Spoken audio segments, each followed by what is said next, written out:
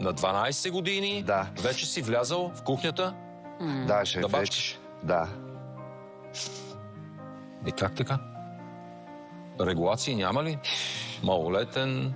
В Бразилия почвам и живота по-рано.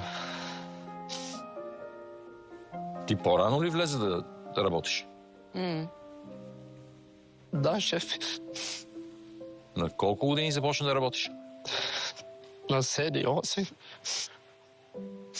О, Аз съм излязъл от вкъщи заради майка ми, защото се занимава с наркотици.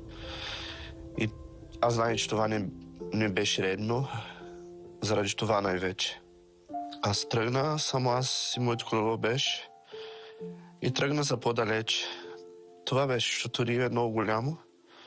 Живея 7 месеца на улица. И беше един момент най-тежко в живота ми. Защото всичко съм видял. От всичко съм видял.